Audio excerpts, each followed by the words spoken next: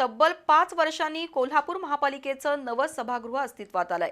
या नव्या सभागृहात पहिला महापौर उपमहापौर कोण होणार याचा सस्पेन्स सोमवारी दुपारी 12 वाजेपर्यंत संपणार आहे। मिळालेल्या माहितीनुसार महापौर पदासाठी प्रामुख्याने रुपाराणी निकम यांच्याच नावावर शिक्कामोर्तब होईल, तर विजयसिंह खाडे पाटील यांचा डमी अर्ज भरला जाईल। उपमहापौर पदासाठी जनसुराज्य शक्ती पक्षानं आपली बार्गेनिंग पॉवर वाढवून उपमहापौर पदावर दावा सांगितलाय। हा पहिला मान त्यांना मिळाला नाही, तर मात्र शिवसेना शिंदे गटाचे नगरसेवक सत्यजित जाधव यांच्या गळ्यात उपमहापौर पदाची माळ पडण्याची शक्यता आहे। कोल्हापूर महापालिकेच्या निवडणुकीत सर्वाधिक जागा जिंकून महायुतीमध्ये भाजप प्रथम क्रमांकावर आहे। त्यामुळे याच पक्षाचा पहिला महापौर होणार हे निश्चितच आहे। गेल्या 3 आठवड्यात महायुतीच्या मॅरेथॉन बैठकांचं फलित म्हणून महापौर पदासाठी भाजपच्याच रुपाराणी निकम यांच्याच नावावर शिक्कामोर्तब होईल, तर विजयसिंह खाडे पाटील यांचा डमी अर्ज भरला जाईल असं सांगण्यात येतंय।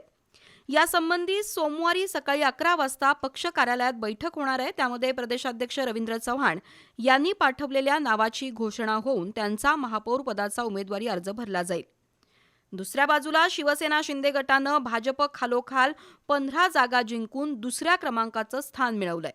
त्यामुळे शिवसेना शिंदे गटानं उपमहापौर पदावर दावा सांगितलाय। यासाठी नगरसेवक सत्यजित जाधव यांचं नाव अचानकपणे पुढे आलंय। जनसुराज्य शक्ती पक्षाचे एकमेव अक्षय जरग विजयी झालेत। जनसुराज्य शक्ती पक्षानं महायुतीला पाठिंबा देत आपली बार्गेनिंग पॉवर वाढवत अक्षय जरग यांना उपमहापौर पद द्यावं अशी मागणी केली आहे।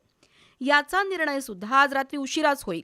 उपमुख्यमंत्री एकनाथ शिंदे आज कोल्हापूर जिल्हा दौऱ्यावर आले होते। त्यांच्याशी चर्चा करूनच जाधव किंवा जरग यांचा उपमहापौर पदाचा निर्णय होईल। त्याचबरोबर महापौर आणि उपमहापौर या दोन्ही पदाचा कालावधी 10 महिने नव्हे तर 1.25 वर्ष ठेवण्यात येणार आहे। ही दोन्ही पदं भाजप आणि शिवसेना शिंदे गट आपापसात रोटेशन पद्धतीनं वाटून घेणार आहेत। परिणामी 4 जागा जिंकणाऱ्या राष्ट्रवादी काँग्रेसला ही मानाची पदं 5 वर्षात मिळणार का, असा प्रश्न कार्यकर्त्यांमधून विचारला जातोय।